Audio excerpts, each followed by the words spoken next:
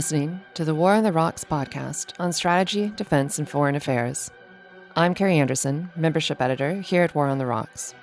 What you're about to hear is a special public release of Thinking the Unthinkable, our bi-weekly members-only podcast hosted by Ankit Panda. This show explores the evolving dangers of a new nuclear era, and it's available exclusively to War on the Rocks members. We're sharing this episode widely because of fast-moving events. India has just launched strikes inside Pakistan, responding to a deadly April 22nd terrorist attack in Kashmir. With tensions running high between two nuclear-armed rivals, the stakes are sobering. This episode, with guest Sameer Lalwani, was recorded shortly before the attack, but digs into the risks of nuclear war in the event of an attack.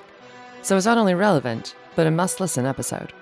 You can listen to every episode of Thinking the Unthinkable, as well as our full suite of members-only podcasts and newsletters by becoming a War on the Rocks member today at warontherocks.com/membership.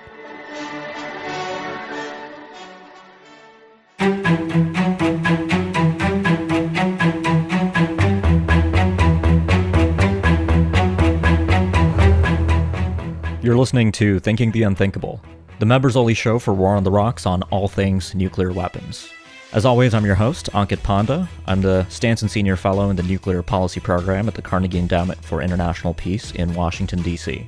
On today's show, I return to South Asia, where India and Pakistan once again find themselves in the throes of a serious crisis that could very quickly take on a nuclear dimension.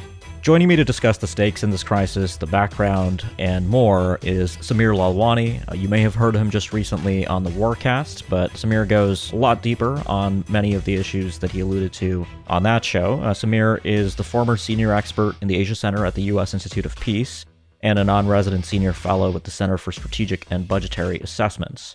We talk a bit about India's approach to managing crises with Pakistan over the last 10 years or so, what the stakes in this current crisis are, how the Indians and the Pakistanis are both in different places than they were in 2019, which was the last time they encountered a serious crisis with nuclear stakes. And we talk a bit about the role of the United States and just how this crisis could really get out of hand. I hope you enjoy the conversation. All right, well, Sameer, thanks a lot for joining me on Thinking the Unthinkable today. How's it going? It's going well. I'm looking forward to the discussion. Yeah, absolutely. I think you'll be familiar to a lot of our listeners on this show as you were just on Warcast, the shorter members-only podcast for War on the Rocks, talking about the India-Pakistan crisis. But just in case some of our members missed that show, I'll just do a quick recap on why we're having this conversation. So we've talked about India and Pakistan a little bit on this show, but it's mostly been with regard to kind of forced posture shifts in both countries when it comes to their nuclear forces. But since I started this podcast, we fortunately haven't seen a major crisis between the two nuclear-armed neighbors in South Asia. And of course, unfortunately, that is exactly where we are now. On April 22nd, India endured the single highest casualty attack on civilians since the 2008 Mumbai attacks, which were, of course, significantly greater in magnitude. This time the death toll is now at 28 civilian deaths. That was an attack carried out on April 22nd. Really kind of terrible stuff. I mean, a targeted attack on tourists in a picturesque valley near the Kashmiri town of Pahalgam. And so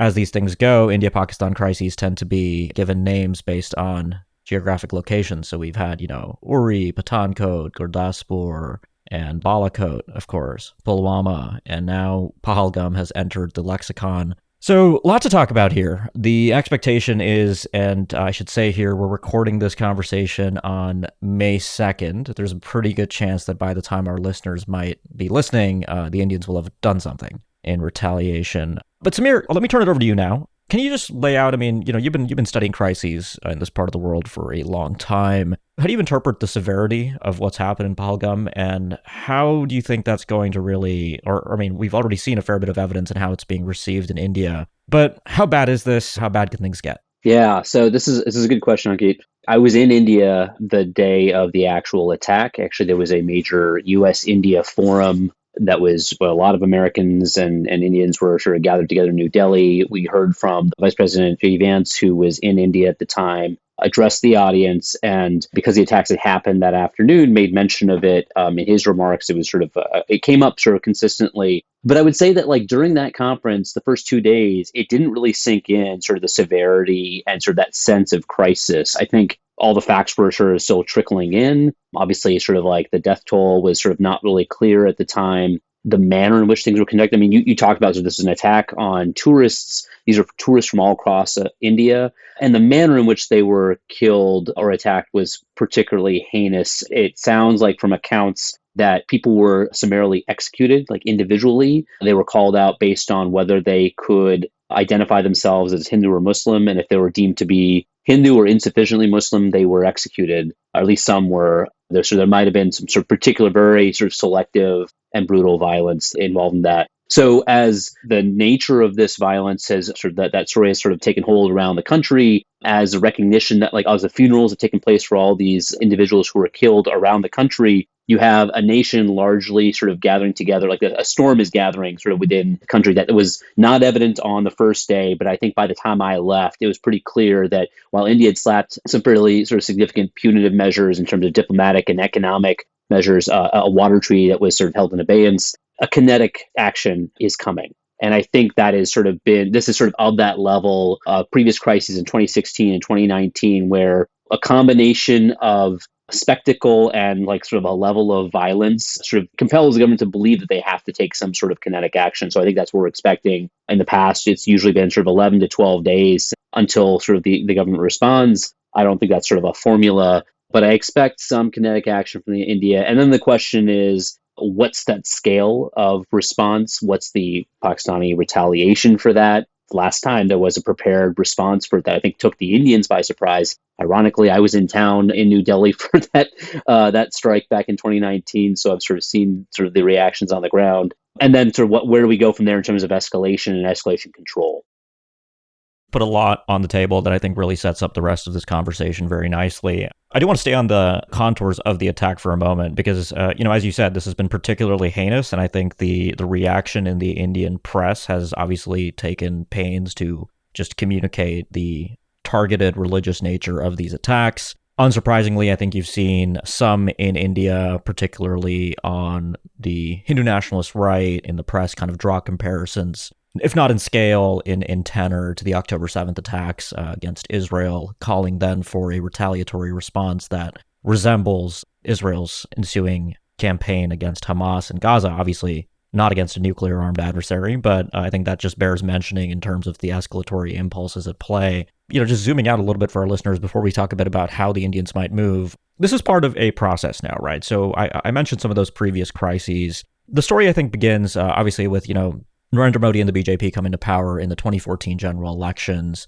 Beginning in 2015, you have a series of sort of cross-border crises, right? Gurdaspur and Punjab being the first one that I really recall in that series, followed by the Pathankot attacks in January 2016, the September 2016 Uri attack, which manifests in surgical strikes, and then the Pulwama Balakot crisis in 2019, which was the most serious crisis between India and Pakistan in a very long time, the first use of air power against Pakistan proper and India proper by both countries since their 1971 war, the first deliberate use of air power by any nuclear-armed state against another, if I'm not mistaken. And so the Modi government, I think, the way I've put it in the past is that they've tried to reset India's reputation for strategic restraint, right? This was part of the picture here. Why don't I turn it over to you to just talk a bit about that strategic restraint era and explain a bit about, how the Modi government has sort of recalibrated and tried to convey to Pakistan that it will be fundamentally a lot more risk tolerant in how it responds to these kinds of attacks. Yeah, I think that's right. I think the Modi government did start to reset expectations of what Indian responses would be, even in response to the Gurdaspur attack. I mean, that was a terrorist attack within the Kashmir. I can't remember, it was Punjab, actually, right? And so I think their political responses were something distinct than what they had done in the past. I think they sort of cut off all engagements with the Hurriyat, which was kind of the political arm of the Kashmiri insurgent separatist groups. And so they kept on sort of moving the goalposts. Now, at the same time, and one thing should be noted is that Prime Minister Modi made a gesture, whether sort of symbolic or substantive, in going to Pakistan in December of 2015, attending then Prime Minister Nawaz Sharif's daughter's wedding or niece's wedding or something like that. And so sort of made this gesture for trying to sort of reset the relationship. And then less than a week or a week or two later, you have the Pathankot attack, which is a terrorist attack on an Indian air base in the mainland. And that results in India sort of very seriously considering military options, but then there's a joint sort of investigative process. So again, India holds its fire, decides to sort of like take some political and diplomatic actions, but also see if Pakistan's serious about actually investigating these attacks. And, there's a reason for this, which is that Pakistan has a principal agent problem with its terrorists or militant proxies, right? Sometimes they authorize them to do stuff. Sometimes they don't. Sometimes they say do something, but keep it sort of under a certain limit. Oftentimes it's not even sort of direction. It's like building the capacity. And then there's some autonomy by these militant groups, whether it's Lashkar-e-Taiba, which is sort of the most well-known and sort of most successful of these groups, Jaish-e-Mohammed. The current one is the Resistance Front, which sort of comes out in 2019 and is largely believed, I think, by most analysts to be sort of a front for the Lashkar-e-Taiba. So not terribly distinct from these groups, but trying to frame it as like this organic resistance group within Kashmir. But it's really, I don't think anyone really buys that. So yeah, India is moving the goalpost. 2016 is these surgical strikes. The surgical strikes were a little bit kabuki theater, right? There were probably some cross-border raids, which were actually a staple of the Indian military for the previous 25 years. You have these border action teams. I mean, the Indian-Pakistani sort of line of control, and the whole point is the line of control, it's really a belt because no one actually has control of it. It's like a little bit of no man's land through valleys and sort of like jagged mountainous terrain. And so you have cross-border incursions regularly happening there. You have sometimes it can scale into gunfire and artillery fire. But India basically has done these border action raids before where they cross over an ostensible border, take out some Pakistani posts, maybe some militant launch pads where they're operating from, and then come back across the border, do it in the middle of the night and say, this is what we've done. In 2016, they say they did this on an enormous scale. And the Pakistanis say, we didn't say anything. Nothing really happened, right? So it was a kind of a useful, collusive secrecy. I imagine the Indians did something. I don't think they did as much as they actually claimed. I think the Pakistanis know something happened. They're probably right that this was not like a huge departure. But the whole point is that the Modi government branded this as this major game-changing surgical strike operation that Modi was brave enough to take the risks on. Got a Bollywood movie and everything. Yeah, exactly. That movie comes out, ironically, like I was looking this up, January of 2019, leading up to Indian elections, but also a month before the next major terrorist attack that then sort of compels India to raise the bar even higher. So we can go into that more if it's useful. So before we move forward, I want to kind of connect this to the nuclear balance between the two countries and kind of the nuclear strategy status quo as of, I guess, a few years ago between India and Pakistan, which I think helps explain that shift from strategic restraint, right? Where 2008, you have the Mumbai attacks, which colloquially in India continue to be alluded to as India's 9/11, massive attack, 175 deaths, 300 wounded, really, really huge attack. You have a completely different Indian government in office at the time. And of course, the nuclear question has hung over South Asia since 1998, since India and Pakistan broke out as nuclear powers. And Pakistan and India obviously have very different nuclear postures. Pakistan relying on a low threshold for the employment of nuclear weapons to offset its perceived conventional inferiorities vis-a-vis India. And so one of the reasons that India has, I think, felt frustrated and limited in its ability to manage this problem, which you might analogize as essentially, death by a thousand cuts. I think you described the principal agent dynamic between Pakistani state and military intelligence agencies and these terrorist groups well, but ultimately India hasn't been willing to run those risks because of the possibility that escalation could occur, a major conventional conflict could break out. And I think what the Modi government has been entrepreneurial about since 2016 onwards, with a significant feedback loop in sort of India's democratic politics, where I think the Indian public has welcomed this, has supported this, especially as they publicize the surgical strikes, has been to take more risks, has been to show Pakistan that this status quo cannot persist, that India will be able to take shots in retaliation. And here I think we get to 2019, right? This incredibly significant flare-up where, in a way, both sides walk away fairly unscathed, right? The Indians strike, the Pakistanis strike back. We later learned that the potential for greater escalation was very much real, but the crisis, as so many nuclear crises in history, appears to de-escalate due to this entirely unpredictable series of events where an Indian pilot is shot down in the context of an air-to-air dogfight. He lands on Pakistan-controlled territory. He survives, and the return of that pilot ends up being the face-saving off-ramp that both sides need. Say a bit more about Balakot, Sameer. I mean, what did the Indians find that worked at the time, and how might some of those lessons be shaping the ways in which certain folks in the decision-making chain, in the prime minister's office, particularly in New Delhi, will be thinking about the right way to dose punishment for Pakistan after this crisis? So I think like one thing I just wanted to say, going back to the way you're framing this, we're talking about essentially like what is possible in this sort of this world of stability and instability paradox, right? So like that sort of basically suggests that there's some stability at the nuclear level because both countries are nuclear armed. So like the prospect of all out sort of conventional invasion is muted. And so as a result, you have some stability, but then you have stuff that's sort of like below a certain threshold that might be permissible or not worth risking conventional responses because it can trigger sort of conventional and nuclear escalation. And so I think both sides have kind of figured out a dynamic where they could do these subconventional operations where Pakistani militants authorized by the ISI or other parts of the Pakistani military could conduct cross-border incursions and terrorist attacks on both military and sometimes civilian targets. And the Indian response could be whether it was sort of cross-border fire or border action teams, again, with their own sort of commandos going across the border and targeting ostensible Pakistani militants or military targets, right? There's symmetry in that their subconventional response. I think what India is starting to push in 2016 is, no, we can actually do limited conventional operations or retaliatory operations that don't push the threshold of nuclear use. And that was something that I think had stayed the hand of India in 2001 too, when they had this mass mobilization in response to a terrorist attack and were contemplating sort of like a major conventional military operation. And then even in 2008, there was sort of a concern that like maybe some concern both within India as well as from external actors like the United States pressuring India to sort of rethink this about a conventional response that could trigger runaway escalation that the United States certainly didn't want, but I think a lot of Indian policymakers were concerned about as well. Now, the Modi government is saying we can actually sort of pursue these limited conventional operations. They do it with sort of these border action groups, but like in a much larger scale that sort of resembles conventional rather than subconventional operations. And certainly in 2019, when you have an airstrike package targeting a target not in the disputed territory of Kashmir, but in the mainland of Pakistan, that is a significant threshold that India crosses. So it crosses a threshold in terms of the capability it's willing to use air power, which is very restrained typically in doing that. It hasn't used air power on Pakistan since like the 1970s in a war. And then it goes into the mainland of Pakistan, hits a target that claims is a terrorist target with like 300 militants in there and claims splendid success, goes back across the border. And then there's sort of like, celebrations in New Delhi. I mean, I was like there, as I said, and you could just hear this palpable sense of redemption within Delhi. And then the next day, the Pakistanis have a response. Even though India has combat air patrols in the region, Pakistanis sort of come across with a strike package of their own. They drop some munitions very close to a brigade headquarters, but where a general officer, maybe a 3-star, had just been.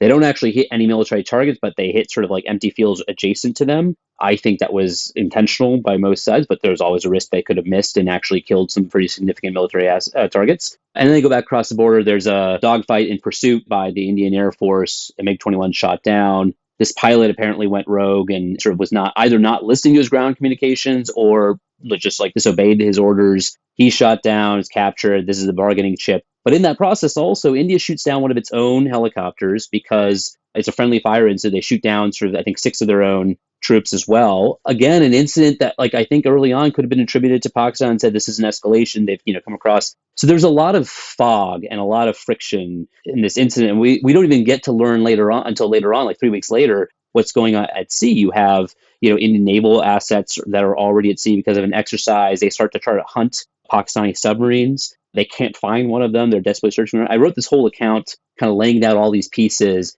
And then the part that we also learn later on is that there's a call between, I think, the Indian National Security Advisor and the Pakistani ISI chief, where the Indians threaten missile retaliations if the Indian POW is not returned in X amount of time. I can't remember, it was like 48 hours, something like that. The Pakistanis believe that the Indians are readying these missiles. It's possible the reason they believe that is because the Chinese provide imagery intelligence that perhaps misreads the situation as what India is actually mobilizing versus what they were claimed to be mobilizing on the ground. The Indians also flush out the Arihant. That's at the time, that was India's sole operational sea-based undersea nuclear capability. Which is in theory a second strike capability. So there were all sorts of assets moving, and it's almost like miraculous that things were able to be settled down very quickly because of this unique bargaining chip. We're a couple American analysts who work on escalation and strategic stability issues in South Asia, and it's miraculous to us. But of course, when you talk to, I think, a large number of analysts or even former officials who lived through this period, they don't attribute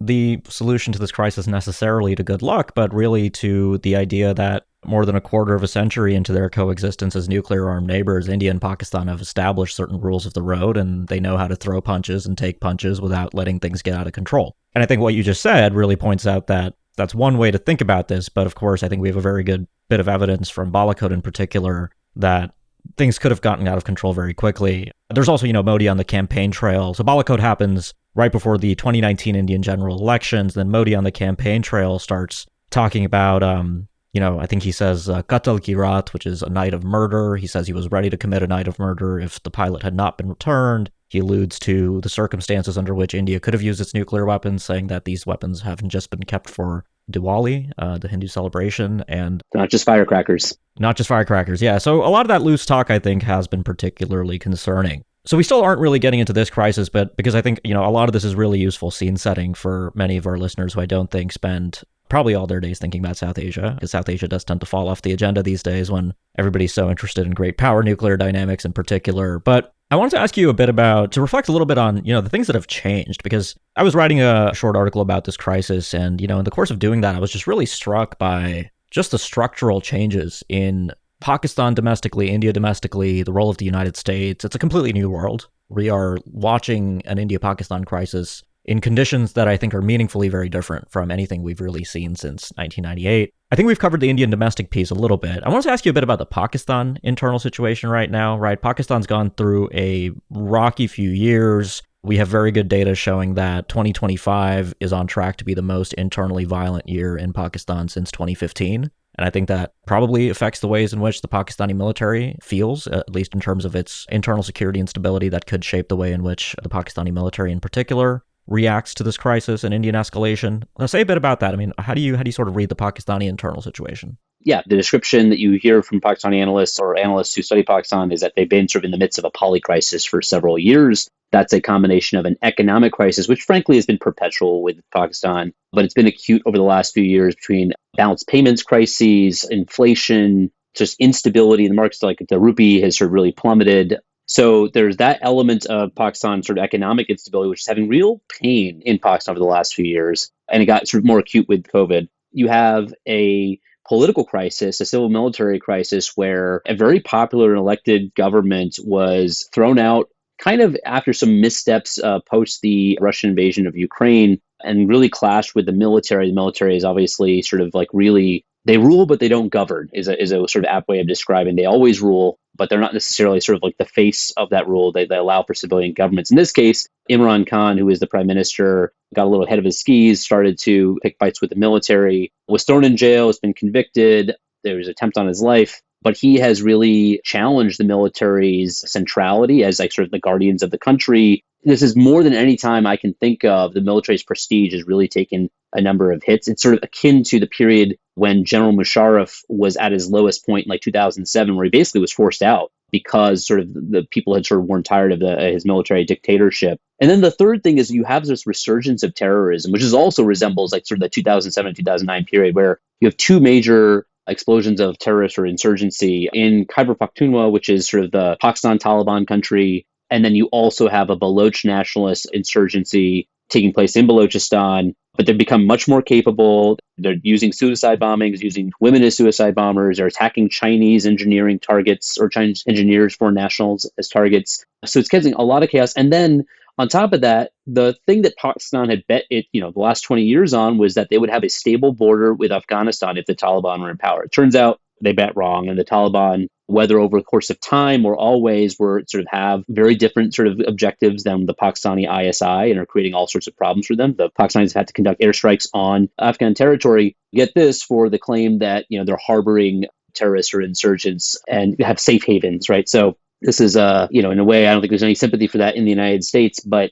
it creates a lot of dilemmas for the Pakistani military. So in a way, you could see a logic where this is Pakistani military is gambling for resurrection. They're down economically, even though this relationship with China was supposed to deliver, a game-changing economic opportunity. They're down politically because they just look bad, picking a fight with one of the most popular nationalist civilians. And they're down strategically because they're really not doing a very good job protecting the country from terrorist and insurgent attacks. It's, as I said, like it's the highest point in like over a decade. of Pakistan Taliban resurgence. So what better way than to create some sort of diversionary sort of crisis where when the military stands up to big bad India and maybe is as successful as it was in 2019, where it kind of came off looking pretty good, shooting down an Indian MiG-21 and sort of looking like it stood up in that crisis, maybe that will redeem sort of the military's credibility and identity in the face of the public, restore their position within society and within the state. I think that might be a gamble. And so in a way, I would say like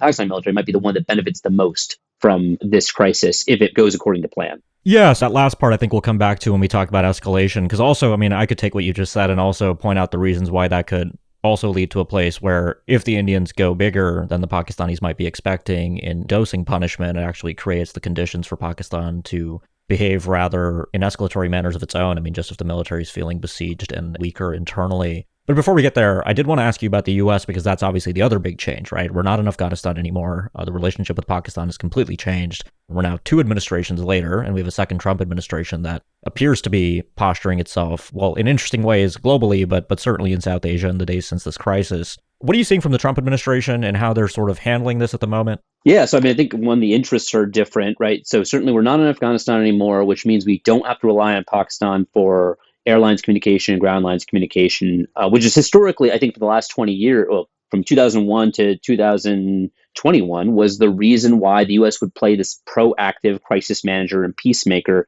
trying to bring the temperature down. In 2001, it was because we were conducting Operation Anaconda, and we didn't want the Pakistani to move their forces out of that Western theater that was obstructing or theoretically obstructing sort of al-Qaeda from flooding into Pakistan. We wanted them to stay there. And so we were trying to persuade the Indians to sort of not start a fight with the Pakistanis. I think consistently we've always been trying to be that manager. We're not there anymore, right? We no longer have that stake in preserving that stability. We have a broader interest, you could say. I mean, there's like several equities we have in preserving or mitigating the prospect of all-out conventional war or nuclear war. We have like 1 million U.S. citizens that live in the subcontinent. We have a stake in preserving the nuclear taboo, especially with 2 countries that potentially might be the first ones to use nuclear weapons since 1945. But we don't have sort of those immediate stakes that we once did. And then the second big change, and this is like, it's hard to underscore this, is that we have heavily tilted towards India even since 2019. I mean, there's been a relationship with India since 2005 that's a strategic relationship, but I think it is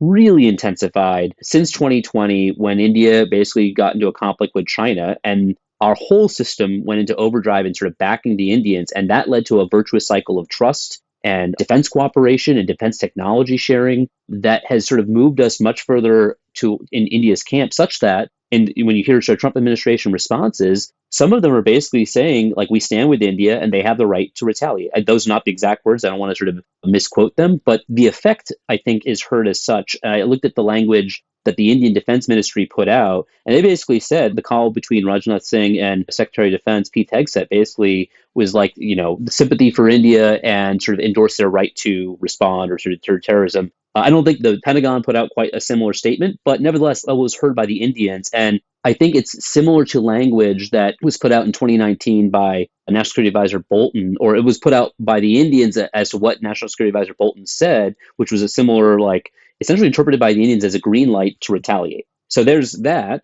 And at the same time, you have the State Department trying to say, like, we want to sort of, manage, conflict on both sides, essentially trying to exercise some restraint. And I think Marco Rubio's outreach to both foreign ministers is also an effort to exercise restraint. So you have mixed messages going from the United States. But one, I think the Indians are definitely going to hold on to, and they will probably ignore the other. Yeah, so let's now get to the Indians and, what they're likely to do in the coming days, potentially, including before this podcast makes it to the airwaves, which is, Modi is pretty boxed in by his past behavior, by the nature of this attack, by the fact that the United States has created the conditions for a fairly permissive American retaliation. So it's pretty much baked in at this point that the Indians will do something. The question is what? And of course, managing escalation requires thinking about the kinds of thresholds that one is willing to cross. The Indians crossed a pretty big threshold in 2019 when they resorted to the use of air power, which, by the way, I don't think we've said this yet, but even in their 1999 war over Kargil, the Kargil War, India and Pakistan maintained that limit about using air power against each other a year after breaking out as nuclear states. Many of us in 2019, I think, anticipated the Indians would do something big because we knew about the surgical strikes, the reputational reset, but the use of air power was fundamentally a strategic surprise. And so I think the most concerning scenario for me is that the Indians actually decide that this crisis gives them the opportunity to similarly resort to the use of precision conventional ballistic missiles, which they've been developing, deploying, and testing, talking about quite a bit. Given the kinds of well-known, I think, Pakistani anxieties about what that would represent, it's very easy to imagine that Pakistan reacts to that with missile strikes of its own. I'm not predicting that that's what's likely to happen, but if strategic surprise is part of the Indian calculation, then that's really the thing they haven't done in the past. I think many in India will understand why that's a dangerous Rubicon to cross, but again, we have so many internal structural sources of change from 2019 and the political context within India that I don't think you can set that aside. That's sort of my kind of concerning scenario. I'm not sure what probability I'd assign to that kind of retaliation. What do you think is most likely, Sameer, from where you're sitting? What do you expect the Indians to do here? So let me sort of start with saying like what I think the Indians are going to try to achieve before we sort of go into like, types of options and platforms. But I think they have three objectives. So number one, this is about satiating sort of public anger and demand for retribution or retaliation. And so there has to be something that's maybe like, I wouldn't call it quite spectacular, but sort of like that's highly visible and maybe is something sort of like of a spectacle that flexes Indian conventional military capability. And that could be some novelty or a surprise, as we said, whether in terms of the platform or the sort of the strike option, whether this is sort of like a missile strike from a sea-based platform, whether it's sort of like testing one of their new standoff capabilities, the Rafale fighter aircraft that they have recently acquired from France. It could be sort of a novel target, which again, sort of in 2019, you had both novel platforms and targets simultaneously. But something that is spectacle and visible that the Modi government can sort of make a new Bollywood movie after down the road. The second, though, is trying to impose some actual meaningful costs on the Pakistanis, right? And to that is to like, you want to impose costs because you want to try to reset sort of deterrence, whether in terms of deterrence through interdiction by sort of taking out sort of a significant number of terrorist targets, or deterrence through punishments and sort of showcasing the weakness or vulnerability of Pakistani military and air defenses, their inability to protect the country, protect the state. And you want to do those two things while simultaneously, I believe India does have this third concern, which is you want to manage or control escalation. You don't want this to get out of control. India has huge stakes in the international system, and they're starting to reap the rewards of their position in the international economy, especially as more pressure and tariffs are being applied on China. So you have all these companies that are coming in. Apple's now talked about sort of moving their new iPhone production, 90% of it, to India. They want to start to scale domestic investment in manufacturing. And a large part of this is also being attracted to in sort of the northern Indian sort of industrial corridor, all places that could be targets for missile strikes in a conventional war. So you don't want things to get out of hand for a variety of reasons, whether it's sort of investment, stock markets, or other reasons. And so this is a trilemma, essentially, because I think in 2016, you had these surgical strikes that really optimized spectacle and escalation control, but didn't really impose any meaningful costs on Pakistan. In 2019, you optimized for some spectacle, but also some meaningful costs on Pakistan, at least in terms of embarrassing the Pakistani military's inability to defend against deep Indian incursions. But then we got a little out of control in escalation. I think in hindsight, at least privately, the Modi government recognized things got sort of out of control in an unpredictable state that was not comfortable for the civilian government. And then since for the last like 3-4 years, you have these stories coming out that where India's kind of taking credit for this, where they were able to impose meaningful costs and control for escalation by conducting a lot of covert operations against terrorist targets. These are shadow wars, right? This is like wars in the gray zone. Mysteriously, a couple dozen Pakistani sort of militant leaders at very high levels and ostensibly very safe places within Pakistan are killed through, gang-related violence, other terrorist attacks, sort of mysterious like shootings in the night, including like a former ISI officer. I think I heard about in 2024, an ISI officer who was retired but was sort of believed to be still affiliated with a Pakistani militant. So you had a very effective covert operation program going for several years, but it did not get the visibility that is required in a crisis. So I think the Indians are really challenged as to sort of what are the sort of they want to optimize for, and each one of them exposes them to some risk. My personal bet is that I think they're going to try to do something novel with a strike, but try to hit sort of an inert target where there's not major casualties. And so that would sort of check off spectacle and controlled escalation. And then over time, continue to impose costs through covert operations, which have proven very effective at targeting senior terrorist militants, again, deep in the heartland of Pakistan. I mean, something the Indians struggle with, too, with both the surgical strikes in 2016 and in 2019 was actually evidence for what they hit and demonstrating and persuading, especially the outside world, that they did inflict the damage they claimed. I mean, you talked a bit about the claim with the Balakot strikes that it was 300 or something terrorists that they'd killed. And then when the satellite imagery started to trickle out in Reuters and other places, there was no evidence that the Indians actually struck the target, and the target itself appeared to be a rather small structure that sort of belied the imagination that 300 terrorists would have been cooped in there all at once immediately in the aftermath of an attack, anticipating Indian retaliation. So if they do something this time too, I would expect there to be potentially efforts at just being a little bit more persuasive that they did actually achieve the effects they did. The last thing I wanted to ask you is something I've been sort of wrangling with is this question. I think the way you sort of framed this trilemma and optimization problem is right. I think that's very persuasive. Part of the picture here, I think, is also the non-kinetic measures that India has taken. Some of that is obviously fairly, they've suspended the Indus Waters Treaty, which has been on the table. They've alluded to that in the past as a potential retaliatory step. They've now crossed that Rubicon. I'm wondering if you think that some of these measures, they've taken sort of 5 big steps. One is revoking the treaty, suspending the SARC visa exemption scheme, canceling previously issued visas for Pakistanis, expelling Pakistani military advisors. And I think the last one is border closing, which we've seen before. But in aggregate, do you think some of these non-kinetic measures help the Indians potentially let out a little bit of the pressure to do something bigger on the kinetic side? Or do you think this is really just an ancillary part of the broader retaliation for this attack? I bet there's probably internal polling going on that right now. I don't think anyone will admit that. But my sense was that response happened, I think, the next day, like on the Wednesday after the terrorist attack. And my guess was, one, they want to sort of show some firm response, but also probably to sort of get a temperature check on, like, will this address some of the concerns? And I think really 4 of the 5 are really just diplomatic signals that don't have a whole lot of meaning, frankly. It's the Indus Water Treaty one, which I think the Indians are hyping up, which is this could really cut off the flow of, and it's not like they're going to totally be able to divert waters immediately, but it's just the threat of holding at risk Pakistan's farming, and agriculture output, which is salient because it's, food production. There's a lot of poor farmers who rely on this for subsistence, but it's also like the homeland of a lot of like wealthy landlords who also happen to be sort of some serious politicians. And so it can hurt in a variety of ways, both sort of near term and sort of spark some internal dissent. I think the thing that India has not yet done that could still be on the table, and this is something you saw in 2019, which is that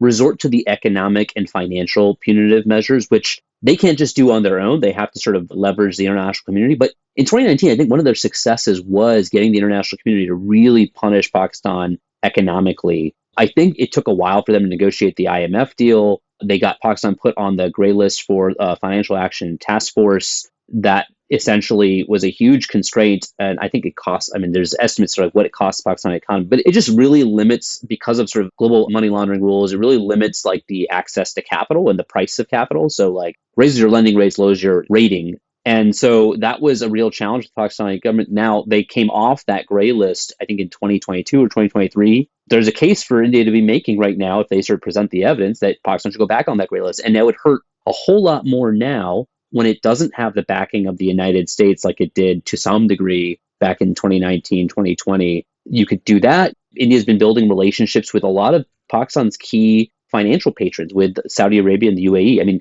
Prime Minister Modi was in Saudi Arabia at the time of this attack and had to sort of cut short the trip, which probably upset both him, but also the Saudis, who have a huge financial interest in India, whether it's sort of the India-Middle East corridor, whether it's just investments in India. They see it as sort of a rising sort of economic opportunity. And so putting some pressure on them to constrain Pakistanis, that's like, they have assets in Pakistan, they have financial holdings within sort of banks in Pakistan that help them sort of maintain their payments. Those could all be pressures applied. They could lean on the United States or sort of like request the United States to pressure the IMF to withhold subsequent tranches of the IMF loans that are going to Pakistan, which they just got last fall. So there's a lot of financial hurt that they can impose on Pakistan that I think could be quite effective, because I think that is Pakistan's Achilles heel at the end of the day. I think the military can sort of go a few punches conventionally. They can use the sort of the control of information in the country to limit the perceptions of, either their own failures or sort of like the isolation in the world. But the financial markets and the economy, they can't control. They don't have the wherewithal to. And that might be where India might be able to punch the hardest. But that takes sort of, months.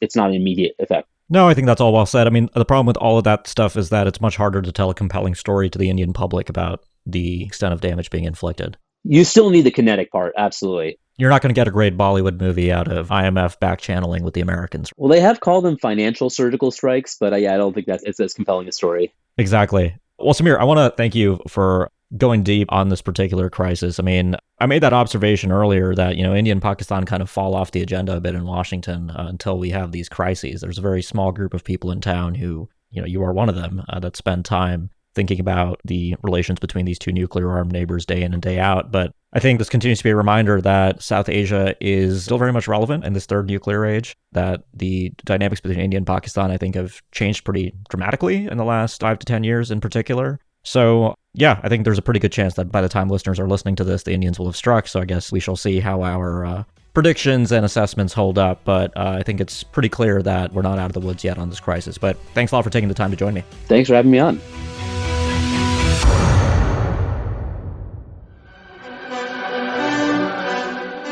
Thank you for listening to this free episode of Thinking the Unthinkable. If you'd like to listen to more episodes, check out warontherocks.com/membership.